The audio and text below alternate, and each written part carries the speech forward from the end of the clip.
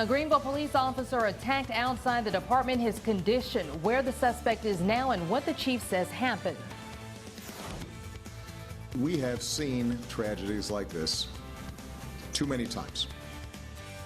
The president takes on the recent police-involved deadly shootings. Now breaking news, gunfire breaks out during protests as thousands across the country take to the streets demanding justice. And Hillary Clinton is back under investigation, the latest department that's reopening their investigation into her email scandal. Good evening, I'm Angela Green. And I'm Ken Watling. Thanks for joining us tonight. Off the top, protests breaking out across the country in response to two fatal police-involved shootings that happened in Minnesota and Louisiana. We're monitoring events from the nation's capital in New York and across the Tar Heel states. But there's breaking news out of Dallas, Texas. Here is a look at what's happening there now. It's a live look where there are reports that two police officers have been shot during a protest there. Now, we are monitoring the developments. We will, of course, bring you the latest as they come in during this newscast. Now, as police officers and departments across the country continue to cope with the developing situations, the Greenville Police Department is dealing with its own divide tonight. WNCT's Katie Harden joins us with more on an attack that left one GPD officer injured. Katie. Well, a Greenville police officer is recovering tonight after he was attacked in the department's parking lot while transporting a suspect. Many considering this attack just one example of the tension between officers and the communities they serve. This suspect was fully intent on hurting our officer, not escaping, but hurting our officer. He even tried to take his weapon off his belt, which we know what that ends in a deadly situation. Bobby Langford Jr. is behind bars after an attack on an officer just outside the Greenville Police headquarters in uptown Greenville.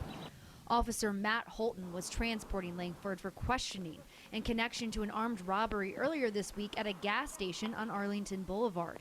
Langford asked for his handcuffs to be loosened. When Holton went to relieve the pressure, he was attacked. It is a common request from a suspect to loosen the cuffs. They are very uncomfortable, and so you do have to, show some degree of compassion when you're transporting somebody.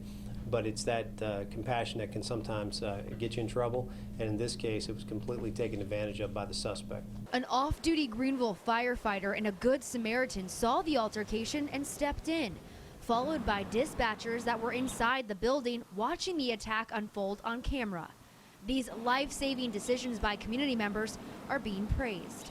I'm very pleased at the way the community came to our officers' help. They came to our officers' rescue and really, in my opinion, saved his life.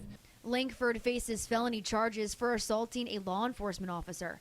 There is video of the altercation, which will not be released until the case heads to court. GPD says they plan to honor the firefighter and Good Samaritan that stepped in along with the dispatchers that helped in a ceremony next week. They also say they plan to take action to make sure a situation like this does not happen again. Officer Holton is recovering at home tonight from his injuries. We'll have more as this story develops. Katie Harden, 9 on your side. All right, Katie, thank you. Now back to the big story of the night, the two police-involved shootings across the country. The latest happening in a suburb of St. Paul, Minnesota. The shootings fueling national outrage. A police officer shot Philando Castile during a traffic stop Wednesday evening. His girlfriend calmly live-streamed the immediate aftermath as the officer kept his gun drawn. President Obama, upon his arrival in Warsaw, Poland, urged law enforcement to address bias in the criminal justice system. He said all Americans should be troubled by the shootings. I just ask folks to step back and think, what if this happened to somebody in your family? Hundreds gathered to remember Castile at the school where he served lunch to 500 children every day. Protesters made their way to the governor's mansion in Minnesota, where Governor Mark Dayton vowed justice will be served. Residents in the city of Baton Rouge are calling for change after police officers gunned down a black man there. Tonight, Louisiana's governor led a prayer service 2 days after the death of 37-year-old Alton Sterling. Sterling was selling CDs outside a convenience store when police responded to reports of a man with a gun. Video of the shooting sparked national outrage. African-American men are dead men walking all across this country. A mural now marks the spot where police officers killed Sterling. His family is demanding justice and hoping for change in Baton Rouge. Department of Justice authorities are reviewing several videos of Sterling's shooting as part of their investigation.